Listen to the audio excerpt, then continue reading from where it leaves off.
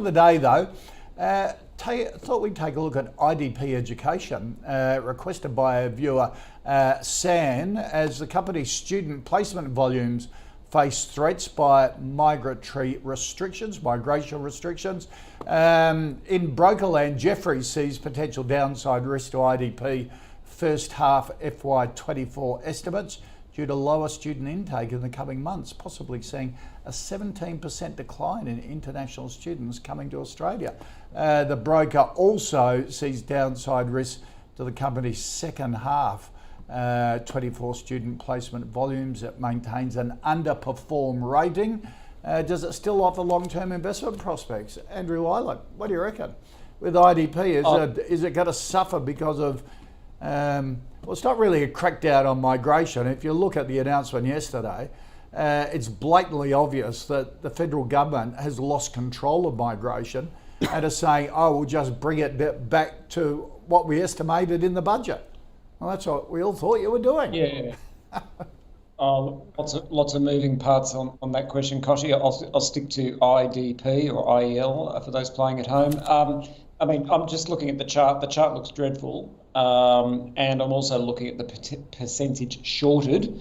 And the percentage shorted, it's certainly at a year high. So in other words, percentage shorted tells us how many people are betting that the company's share price will fall, and just rudimentarily, it looks like it's about 9 or 10% of the shares are shorted, which is pretty high, in particular for about a $5.7 billion company. On past performance, it looks okay. Things like return on equity is pretty strong at 31%.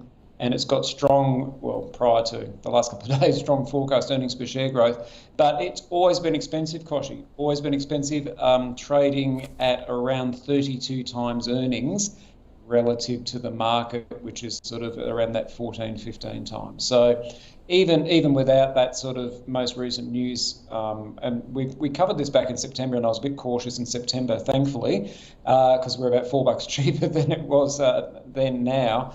But it just shows the danger in investing in any company where, with the stroke of the minister's pen, your business model can change overnight. And that really scares me. We like businesses that have a big moat around them. You know, it's sort of business whereby it's really hard to replicate.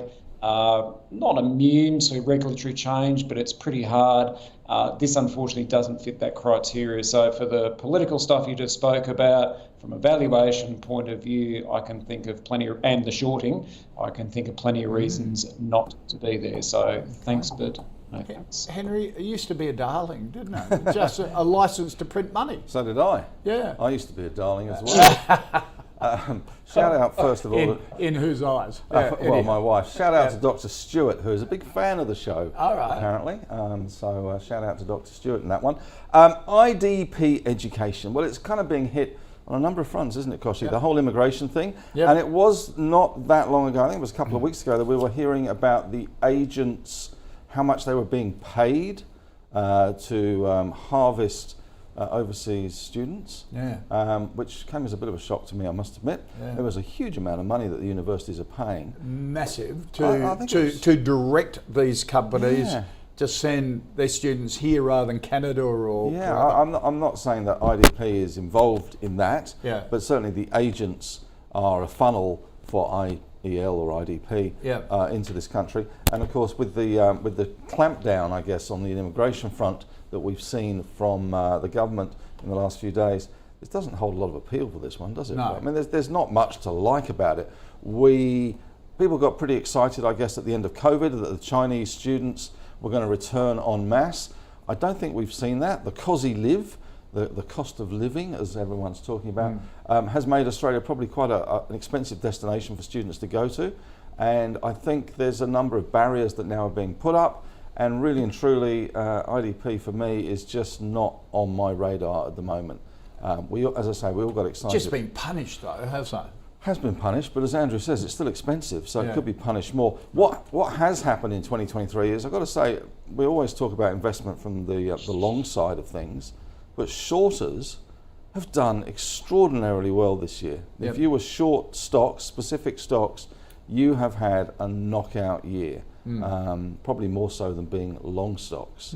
So so there's obviously validity in that kind of investment strategy, but not for the average retail punter. But this one certainly not for me at the moment.